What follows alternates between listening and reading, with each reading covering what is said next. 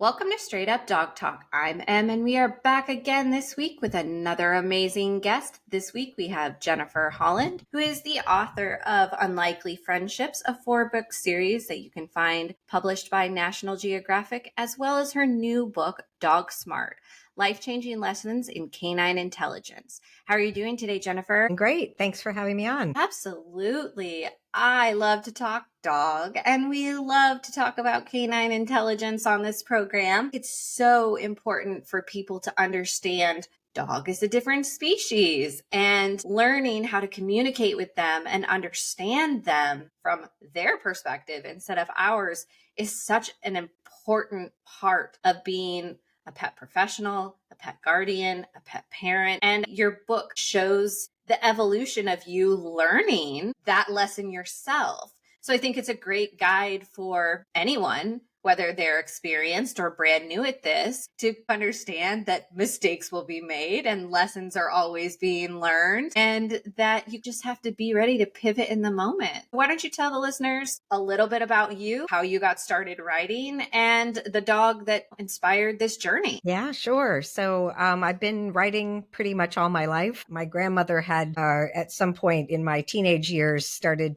taking notes and writing down all of my horrible poetry. She kept all of my short stories that I wrote as a kid. She inspired me, actually. And at one point even said, someday maybe you'll write for National Geographic. And it turned out that I did get to do that. I wrote for the magazine for more than a decade and continue to occasionally do an article for them, which inspired me because I was really focused on natural history, and animals has always been my big passion. I've really had these wonderful opportunities to write about animals in all sorts of contexts. And at some point it sort of occurred to me, I'm spending a lot of time thinking about animals in the wild when we have this remarkable animal sitting right here at my feet. And it's really only been, I think, fairly recently that scientists have even really thought that dogs make an interesting subject, because we tend to think of them as this created creature. They're not a real animal because we've affected them so much. And in reality, they have so much to teach us, and we have so much to learn about them, about our relationship with them, about, as you said, to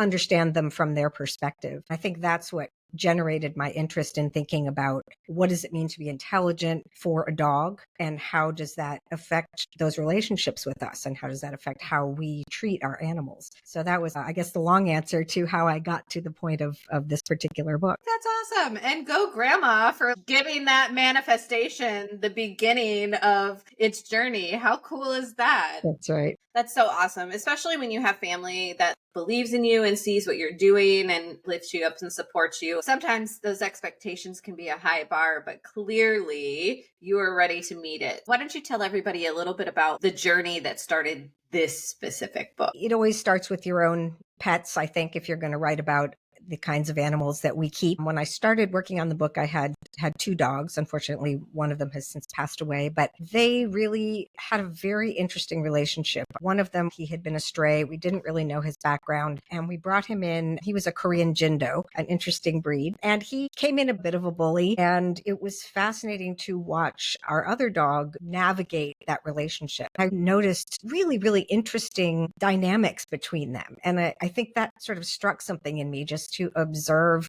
the way Monk, our other dog, knew what the mood was and navigated the room and knew when to sort of stay off to the side. And even, as I talk about in the book, even sort of tricked the bully a couple of times into giving up his spot on the bed. There was just a lot of funny little stuff going on if you really paid attention. And that was one of the things that made me start thinking about intelligence. My husband liked to say that Getty, the bully dog, played checkers, and Monk, our other dog, plays chess. And the idea being that you could see the little wheels turning in Monk's head as he figured things out for the long term and really planned, it appeared, how to keep the peace in the house. So I started with writing some personal experience stories and observing them, and what did that look like and what did it mean. And that got me thinking about how we define intelligence. In humans, we have a pretty specific way of thinking what intelligence means, sometimes to a fault, because we miss out, I think, on a lot of the really interesting artistic and other kinds of skills that people have if we don't really think about those as parts of intelligence. But it's really all going on in the brain. It's really about problem solving and thriving and doing interesting things. And dogs certainly have lots of different ways that they solve problems and adapt. We don't tend to think of those as intelligence, but I started to. And the more I dug into that, the more I realized how smart their noses are, so to speak, and how intelligent their communication methods are. Really kind of a language that they have, that some people argue about that term, but I really came to see their body language as a very, very robust and interesting and intricate language of their own. Their social intelligence, the way that they have emotional intelligence.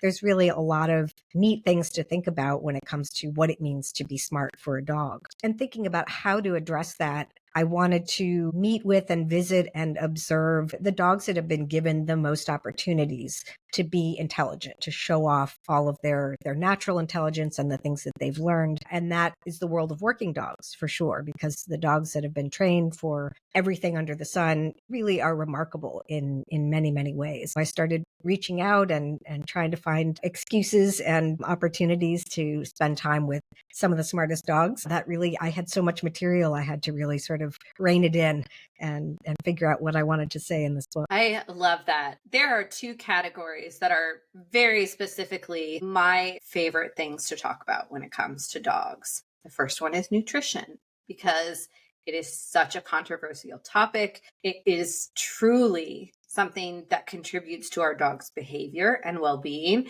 and people just don't understand that. I didn't set out to do, but now have turned this portion of the journey into educating on that. But working dogs, sport dogs, these really incredible, talented actor dogs, all of these dogs that just bam, bam, bam, bam, they just perform. And it's just so cool because they're doing what they were built to do. They're doing all of these things that their body was physically made to do. And we just suppress that so much in our dogs. One of the things that I love to do is define terms. The online dictionary from Google says intelligence is the ability to acquire and apply knowledge and skills. And that right there perfectly, I think, sets us up for this conversation, because in the sports dog world, in the working dog world, dogs learn things through repetition, through pattern, and through performance. We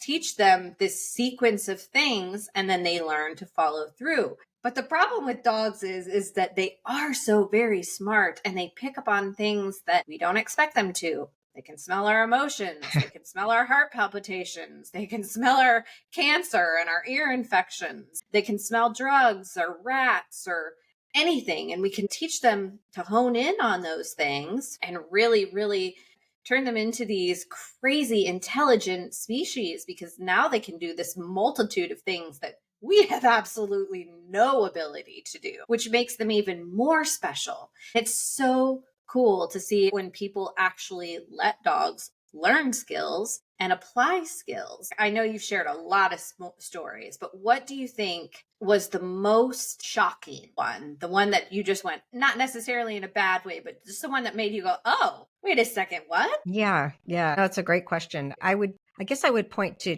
two things that just really impressed me in a way that I didn't expect. One would be I spent some time with a shepherdess and herding dog. And I've always been impressed watching videos of herding dogs doing their thing. It's really cool.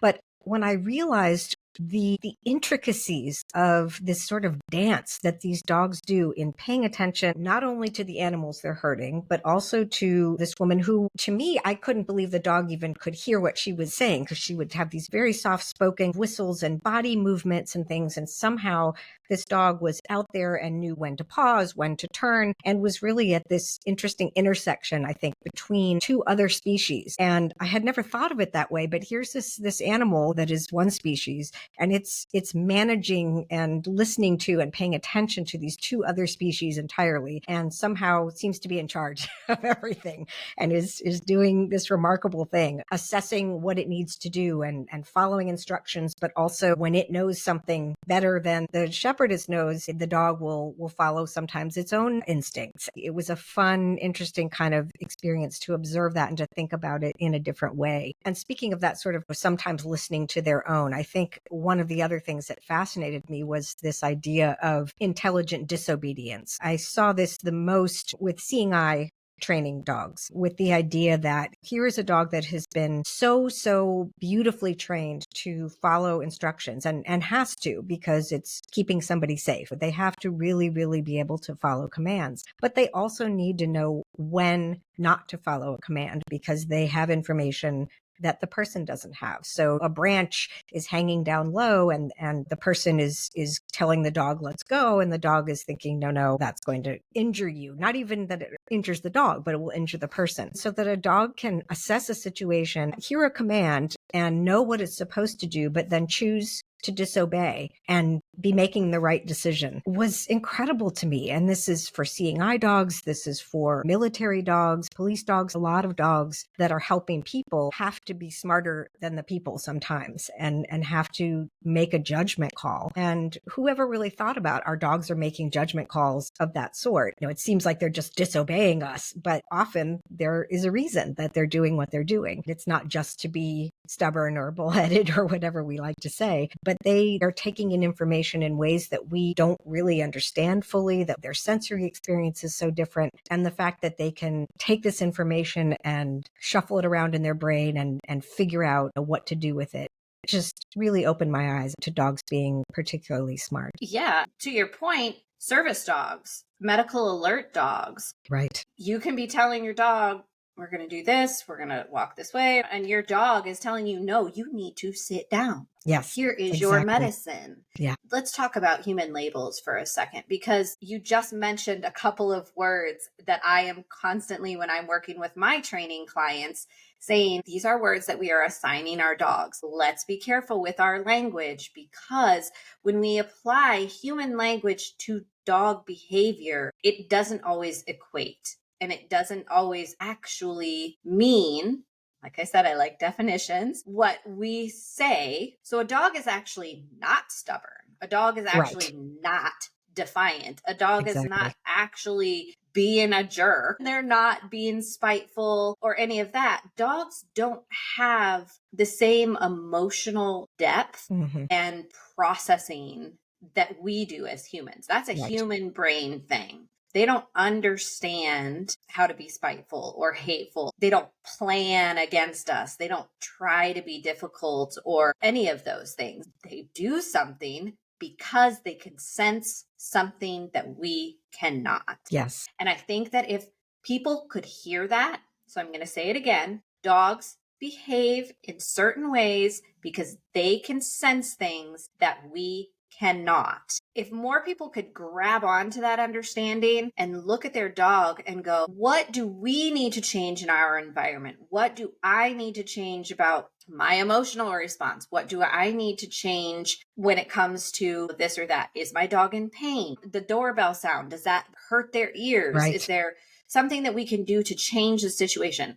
Instead of blaming our dogs, we need to be looking at the situation as a whole. That is just a huge thing for a lot of people, that it just hasn't settled in yet. Yeah, absolutely. I talk in the book about this idea of the Umwelt that has to do with the sensory experience of another species. And the fact that we are trying, but still not very well versed in a dog's experience in terms of, especially I would say with olfaction, we're still just beginning to understand what those things are that they're sensing and what that might mean for their experience and why they're reacting the way they are. I'm glad that there's more and more studies of all of that. I think it's fascinating to learn more and more. One of the scientists I met with said we don't really have the tools yet to fully understand, for example, how sensitive a dog's nose is and what that experience is for them of that onslaught of scent.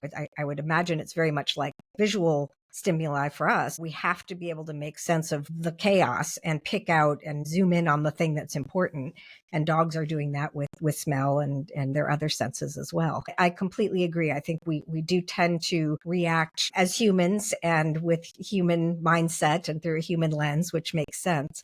But if we can just pause a moment and think about, this is a different species. They have a completely different world, even though they're experiencing many of the same things. And we need to give them the benefit of the doubt a little bit more and certainly be more patient and more thoughtful sometimes in our responses to them. Yes, to all of that. Let's define olfaction. Olfaction is the scientific term for the sense of smell, encompassing the detection and perception of odors, and involves a complex system of receptors, pathways, and brain regions that process the olfactory information. Yes. Here's the thing, though, guys. Dog's sense of smell is 10,000 times better than ours. There's legitimately nothing we can compare to our scent experience that would explain what a dog can do. Dogs smell in layers. That is why when people find drugs on a fishing boat and they're like, how did they find that? Well, because the dog can smell the fish skin, they can smell the fish meat, they can smell the fish organs, then they can smell the plastic bag, and then they can smell the drugs in that plastic bag. Okay. Dogs have this incredible sense of smell. Plus, all of their other senses are so much higher than ours. Their hearing, their sight, even the ability to feel and sense things with their fur. We really just don't give dogs enough credit for how much information they are processing at one time. Yeah. One of the scientists, I probably going to mangle the number, but I think he said to hear what a dog hears, if you had a piano, you'd have to add, I think he said maybe 52 more keys in the upper range to sort of get at the range that they hear. So they maybe don't hear quite as well in the lower range, but they hear things that we're just not going to be aware of there at all. And same with vision. In the dim light, a dog can see so much better. In the periphery, they can see so much better. It's not that they, even though the nose is sort of the most important in some ways for a dog, their other senses are remarkable in their own way. Yeah, and just because dogs can only see a limited array of colors, gray, black, white, Right. blue, orange, they still see in a much higher definition than we do, especially as you mentioned in low light, which is kind of crazy, right? Because when we go out in the dark, we're stumbling over everything, and the dog is made for that because they were wild animals once. They came from a different area in the world, living in a different place than we currently have them in. When people say my dog is struggling, I don't understand, and then they tell me that they live in New York, they live on the 18th floor, and then they go in the elevator or they walk the stairs. There's so many people that live in this building, and there's not anywhere that they can go near, and there's crowded sidewalks and bikes and skateboards and scooters. No and wonder. everything. It's like, geez Louise, and you have a herding breed on top of this. Of course, your dog is genetically programmed to be like, that's what that. Oh, look over, eat. Yeah. And you're just triggering your dog every second of the day. So you really have to build in that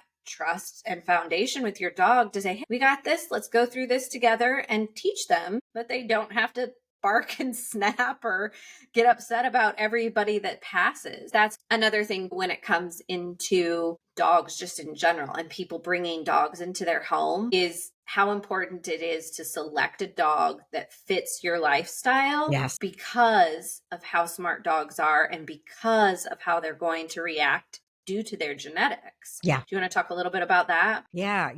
I feel it's only fair to the dog to choose a dog that is going to suit you and suit that life. I completely agree. And I think we forget that. People kind of fall in love with a breed or a style of dog, and they're more focused on that aspect of it and not thinking, well, I live in an apartment and this is just not the life that this dog was built to have. People always ask me, how much is it about breed? And I think breed is important. Obviously, we've sort of created these breeds, but there are these very strong tendencies that you're going to see in a breed because we've been selecting for that. But of course, within a breed, you're going to have huge variation, just like you would with any creature. So it may be that there are some border collies that would be okay in an apartment, but I think you just really need to be very, very aware of the tendencies of that breed and really select the appropriate animal. Another thing that one of the scientists said to me is we owe it to our dogs to teach them what we expect of them. If we're going to have expectations of our pets, so we can't expect them to figure that out. And if they're not learning it, it's probably something we're doing, not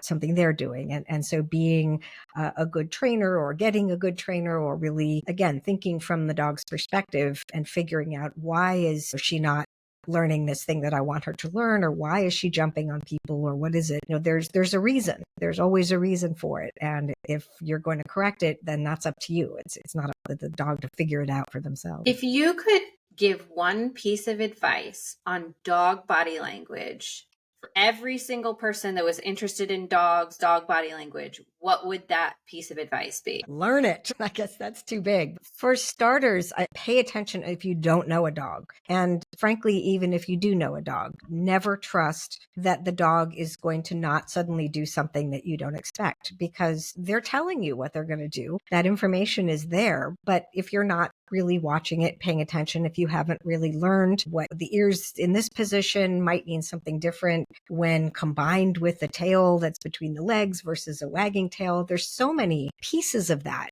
And we pay no attention. We primate. We run up, we hug dogs, we pet dogs that don't want to be petted. There's so many ways that we make mistakes. Children running up and shrieking and screaming and being sticky and acting like rabbits. And then we're surprised if the dog on a leash that's being restrained is acting in a way that seems poor manners in some way. You should just never assume. I think pay very, very close attention and really learn what those signs are. What are they telling us? We're always training our dogs to learn our language, and there's nothing wrong with that. But to turn around and give them the opportunity to teach us, I think is probably more important, because that's what's going to keep us from getting into trouble with animals. I completely agree. By the time this episode posts, it'll probably be way back. But I recently just remixed a video where it was someone showing how they harshly pat their dog in order to teach them to accept that from children. And my argument on that was, why don't we just teach the children not to do that? There we or go. If the child is going to do that,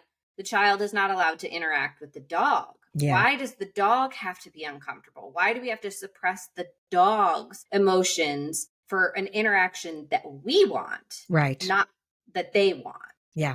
Yeah, no, it's an excellent point. I think it was Dr. Stanley Coren who said, it's amazing that our dogs don't eat more children. He loves to say that. And I think he said it in many talks I've listened to, but he's right. We allow kids to be kids around dogs. And I think that's our mistake. We're training a dog to accept bad behavior from a child. That's not really a fair thing to do to our pets. And then we blame the dog when the dog reacts. Right. After we have said, you must behave this way, and then they don't. Yes. Yeah, exactly. I'm sorry, but personally, if a child was jumping on me and slapping me in the face, I would not be happy about it either. I might bite. I'm not going to, I might bite. I might yell. I might, push the child away. And in some cases, people would react very severely to that as well. Yeah. But I'm sorry, I just don't think that it is fair, the amount of expectations that we put on our dogs, and then look at ourselves and think, well, I wouldn't put up with that, but my dog can put up with that. Right. Well, I don't understand why one has to be higher than the other. Why can't we be mutually respectful in those areas? Yeah. Yeah. And to accept that, again, these are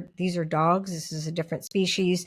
What they're built for, what they're prone to do is different. In Western countries, especially, we give them what we think is a good life for a dog, but we're taking a lot away, and we don't ever think about that. The fact that they can't do their doggy things. We're always pulling them along. Don't put your nose too close to that garbage, and get off the couch, and stop humping at the dog park, and whatever they're doing. But these are the things that are natural for the dog. And as guardians or owners, or however you want to put it, we owe it to them to let them do those things when we can. Of course, it's not always a possibility, but there are so many opportunities when we can give them that back. And I think that's so important. That's one of the things I've really took away from my research and have applied, is just to look at what my dog is doing and think, okay, so he's getting a little muddy, whatever, let him do it. He's enjoying it. He clearly is finding something interesting to sniff in that mud. What difference does it make? It's not important to pull him away. Let's just let him be a dog and do what he wants. It's good for him emotionally. It's good for him mentally. It's only fair that he gets to be a dog. I'm so glad that you brought that up, because it's on my list of things to talk to you about. Chapter 17, letting our dogs be dogs. That is one of my main things when it comes to dog advocacy is, yes, we need to provide enrichment. Yes, we need to give them chews and the right food, and we need to keep their health and nutrition at a certain level. But letting our dogs be dogs is the best thing that we can do for them.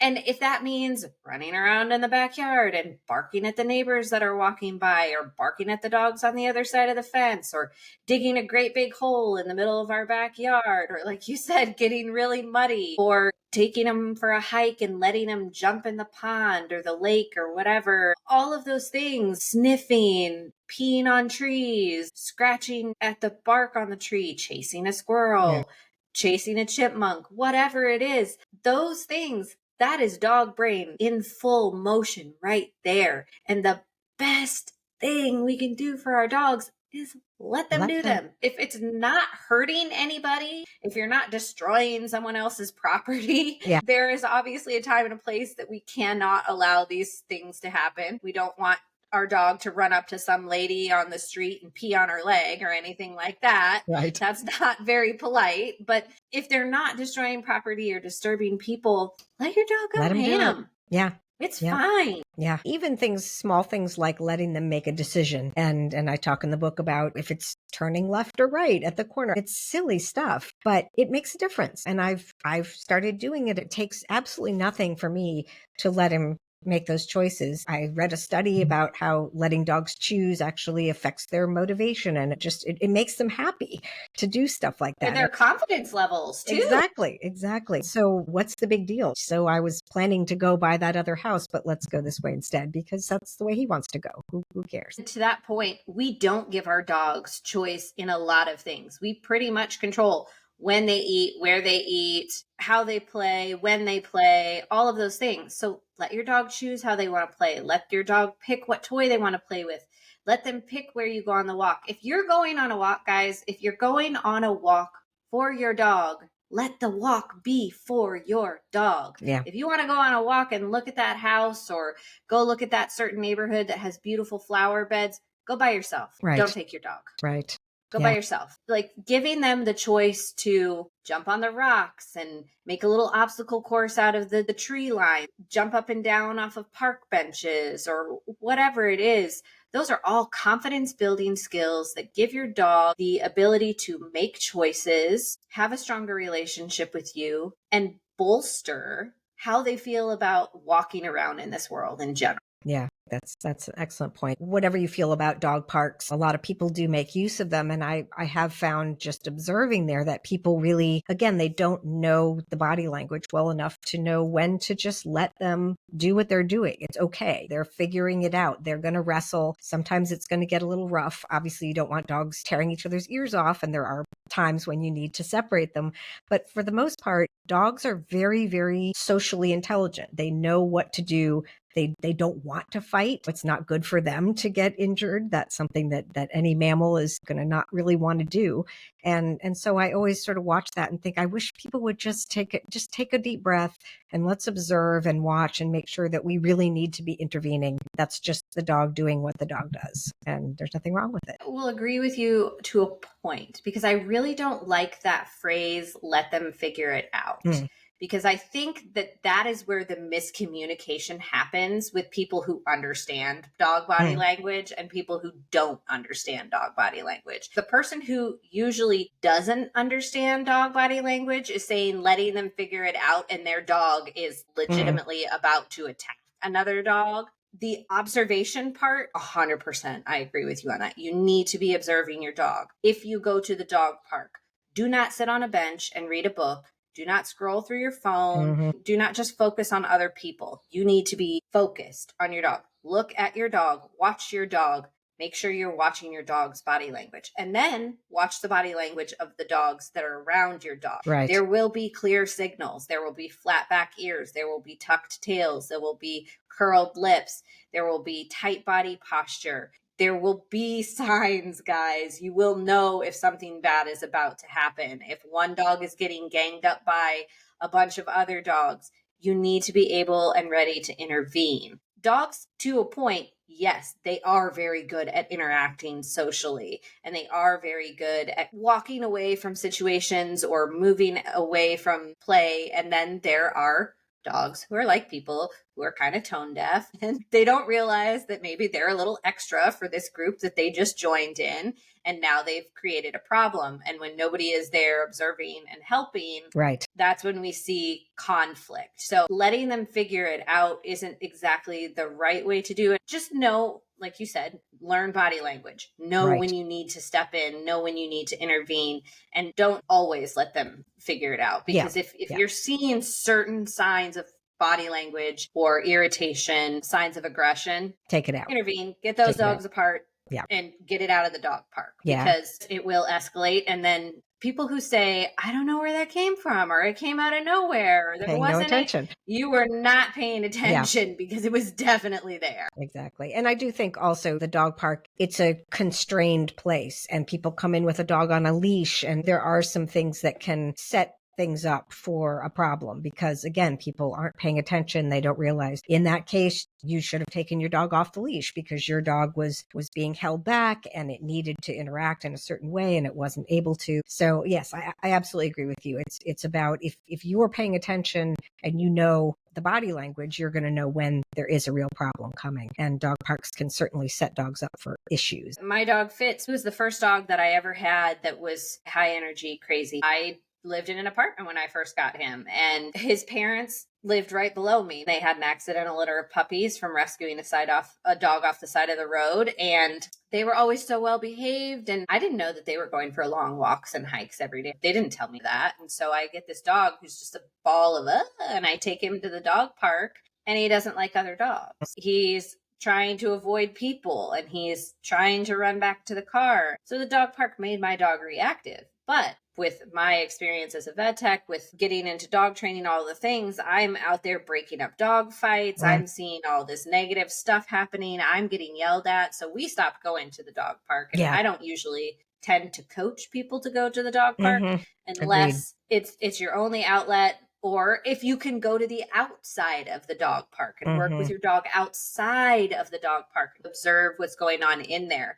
Because unfortunately, the reality is probably 95% of people in there are not paying attention, Yes. and 5% of people are paying attention. Yeah. And there are some people, we had a girl come on, I think it was episode 37 come on, who has an excellent dog park culture where everybody knows each other, everybody helps each other, everyone babysits each other's dogs when they're out of town, like really good group of people, and they police their little dog park. Excellent.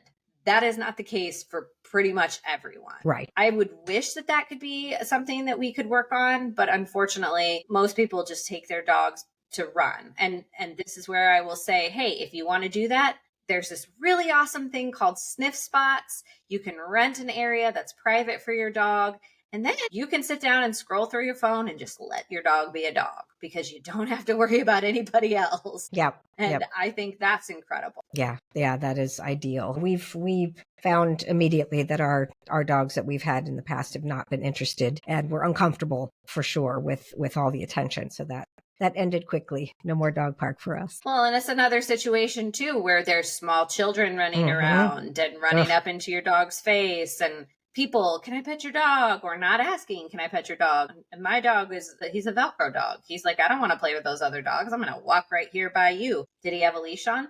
No. Yeah. Was he under any kind of control? No. He didn't need to stay there. He was allowed to do what he wanted to do, but he was uncomfortable enough that he was going to stay right there. Yeah. Because that's where he felt comfortable. Yeah. Going back to this whole thing, we put our dogs in situations that they're uncomfortable that we don't even realize that we're doing. And that could be as simple as putting our dog in the car and taking them for a pup cup. The dog is shaking and drooling in the back seat. The dog hates it, but we think that we're doing something nice for our dog. You want to do something nice for your dog, make your dog a pup cup at home. Yeah. Not every dog wants to go to Starbucks That's right. with you, unfortunately. As cute as they look, eating the pup cup on social media, it's not always the right thing to do. Absolutely agree. What's your favorite chapter? That's a hard one. I liked that I was able to mix the talking heads and the experts and the field stuff with my own personal stories. And in my writing career, my favorite things to do are to write about things I've done and seen or dig into how it's affected me. And although this isn't a chapter, but more sections that appeared throughout, I befriended a dog named Odin in the beginning of my journey on doing this book. And it turned out that he was this wonderful teacher for me throughout the process, and the way that I spent time with him and the way that he affected me, I think really exemplified some of the different kinds of intelligence that dogs can have and taught me a lot about how to react to dogs, how to pay attention to dogs. Odin, I think he's appears 5 times in the book. And I think I most enjoyed writing those sections because they were touching for me. And it was very emotional for me at times to be with him. He was there, kind of there for me, if you will, when my dad was dying. And he was the dog that I went back to after spending time with my father. Taught me some very interesting lessons about what dogs can sense, in that he sensed a pregnancy in the woman that owns him and let her know in some ways that were interesting to write about. The pieces about Odin are some of my favorite writing in the book, I would say. It will never cease to fascinate me how dogs can communicate with us again about things that we don't even know are happening. Pregnancies, migraines, heart attacks, cancer, anxiety. Right. I had a therapist several years back, and they had a dog that would just hang out in the waiting room. Nobody ever said anything about why the dog was there. He just had a vest on that said, I'm working. Mhm. And nobody at the front desk ever said anything. One day, the dog got up and he went over and he sat on this man's feet and put his head down, like on the man's lap. And the man started petting him and started crying.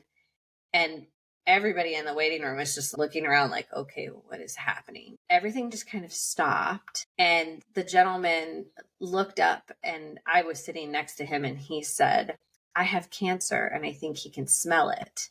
Amazing. And I'm coming here to deal with my grief of this is going to be the end of my life, because I'm basically almost into palliative care. I ended up asking the therapist in my session, I said, is that a medical alert dog? Like, what is that? And she said, yeah, it's a medical alert dog. Amazing. He can detect cancer, he can detect anxiety, he can detect migraines, he can detect all these things. But we don't tell people that because we're afraid that it will make them uncomfortable. Sure. He's there to comfort people when he senses that they need it. Yeah. And I was just like, oh my God, it was really cool. And I thought it was neat that the gentleman was able to open up about it and talk to complete strangers about it in the waiting room. Yeah. Just because the dog was able to say, it's okay, I'm here for you. Yeah. And it was such a cool experience. It's remarkable. And I have a chapter about kind of emotional intelligence and dogs that do that sort of work. And then even the many cases you hear of dogs not being trained to do it, but just doing it, sensing something and coming to the person in the room that needed it most is the one that the dog chose to approach. And again, we don't maybe give them enough credit for sensing all of that and taking all of that in. And for those dogs that are trained to take on our stress and to comfort us, it's important for us to remember that, you know, they need a break from that too, because they are absorbing the negativity or the sadness. So it's wonderful that they're doing it and we appreciate it so much, but that appreciation needs to always go to making sure that they're not doing it all the time, that they have time, again, to be a dog, to just get all of that stuff out that they are carrying around with them by just being a dog. I love it when I hear a service dog handler say, my dog is off duty right now, and they take the vest off and they let him go run and play, or they say my dog isn't working today. I actually have a personal friend who has 2 service dogs. She has to rotate the dogs so each dog can have time off because of the number of medical conditions that she has. But she will say the same thing. They need their own time. They need their own life. They need their own ability to be dogs and have fun. You'll often find her dogs doing funny things with her daughter, and it's really cute to see those interactions. But it's also really cool that she has that much forethought that she knows that she needs to rotate her dogs so that they can have a life that is not just in service to her. Yeah. One of the group of people I talked to are people who were working out the idea of having dogs for Alzheimer's patients. And I was thinking a lot about what that life could look like for the dog and how 24/7 that is and how unpredictable it can be. And how negative it can become. The person happens to be someone who gets aggressive or gets angry or confused a lot. And just thinking about that and about how important it would be for that dog to be released from that as often as possible so that they don't feel this sort of constant need to be observing every single thing and responding to it appropriately. You would need definitely somebody secondary to come in and make sure that the dog was cared for, because Right. somebody with Alzheimer's isn't going to remember to let the dog out Feed to the go to the dog. bathroom, Right. feed the dog. Yeah, Exactly. things like that. So yeah, that would be a really, really tough one. Yeah, I think I so don't know, too. honestly, know how I feel about that. That's definitely something I'm going to have to think on, because you're right. Where is the line when it comes to the dog being in service and the dog being off duty? Hmm. Because that is something, health issue like that is something that is permanent. It does not go away, and then it continues to It's worse. degrade Yes.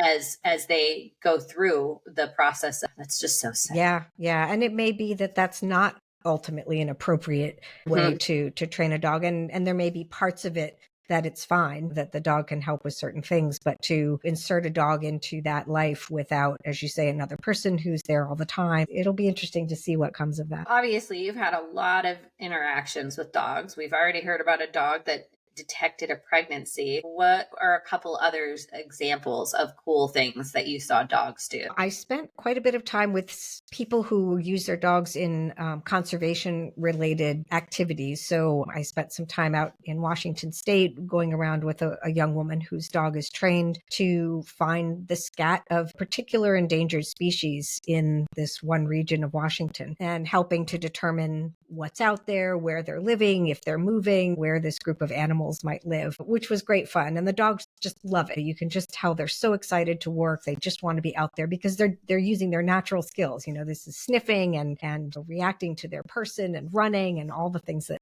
they really enjoy. Also in the conservation mode, a woman whose dog sniffs out whale poop that is floating on the surface of the ocean. The dog actually guides the driver of the boat to where the stuff is floating so that they can grab a sample of it before it sinks. And this is to look at a population of orcas in this case and try to understand how they're doing nutritionally and how big the population is and all the things that conservationists and biologists want to know. That was a really fun thing to be a part of, just to go out on the boat and watch the dog find that scent in the air and move around the boat following that scent cone and trying to help. And we're zooming in the boat left and right, trying to reach this big patty of poop on the surface of the sea. What a funny, crazy thing that someone thought of and realized, hey, my dog could do that, and started training. And now there's more than one of these dogs that can help them with this sort of task. So those were great fun. Anything having to do with human remains is fascinating. Dogs that are finding very, very old remains in unmarked cemeteries or other locations, and in some cases helping, for example, to mark the boundaries of a historic cemetery that wasn't ever marked properly. And they use the dogs to help them find where the people were buried. And these are bones that may be hundreds of years old, and the dogs can find it. Just remarkable, especially the olfaction, I would say, but certainly the dogs that offer comfort and as I said, the herding dogs, the hunting dogs, all of the others that get out there, the trick dogs, sport dogs. Great fun to watch how they learn, and just all the things they can do is quite remarkable. It really is. Cadaver dogs are next level. It's very intense to watch a dog search like that, even if they're not searching for cadavers, but when they're looking for missing children, missing people, Yeah. all that kind of stuff. That scent work is incredible to me. But whale poop, I didn't even think about whales pooping until until it's like, okay, well, they hunt out the whale poop and before it sinks. How specific. Yeah. That's so crazy. Yeah. And the distance that they can probably smell that Yeah, from. exactly. And with the wind and the water and all Yeah. the conditions that can affect that. And they don't it's not always successful. Certainly it depends on the conditions. I was impressed with how often they actually are able to get the samples that they need. It just really speaks to how incredible they are and how much we limit their potential when we look at bigger picture things like that. It's crazy. Before we wrap up, is there anything else that you would like to say about the book? I'm really proud of the book. My previous books were individual stories of odd animal pairs, and they were a lot of fun and true stories. But this book really challenged me to put together a more of a real book with, a thread going through it and things that have to make sense where they are in the book. I felt really good about what I was able to cover and the wonderful voices that are in there, the amazing people who let me come. Even during the pandemic, I was doing a lot of this field work and went to a military base and was out with hunting dogs and with trainers. I was so fortunate to have these opportunities. I'm really excited about the book, and I hope people will pick it up and read it or borrow it. It doesn't matter, get it from the library. It has a lot of, I think, nice material to just help us think a little differently about our dogs and appreciate them even more than we have before. Where can people find your book? Where can people find you? How can we get into contact with you and follow your journey? The online retailers, good old Amazon has the book, of course, barnesandnoble.com. You can get it on the Disney Books website. It is a National Geographic book, which falls under Disney now. My website is jenniferhollandwriter.com. You can actually reach me directly through that site, and you can also find links to that book and to my other books. Amazing. It was wonderful to have you here today, Jennifer. What would you like to leave the listeners with? I would say just step back and remember this is another species, this thing that we bring into our homes and that we adore. We really, really do love them. But that doesn't always mean that we do what's best for them. And I think the more we sort of take that moment to think about what they might be experiencing and appreciating them as dogs and giving them opportunities to be dogs in whatever that means, I think we really owe it to them to do that. I completely agree with you. Thank you so much for being here this week. It was an honor to talk to you, and it was a wonderful journey to read your book, and I can't wait to talk dog with you again in the future. Thank you. I had a lot of fun. Well, you guys, I hope you enjoyed this episode. You should definitely pick up this book. Remember, it is called Dog Smart: Life-Changing Lessons in Canine Intelligence by Jennifer Holland. And we will see you guys next week on Straight Up Dog Talk.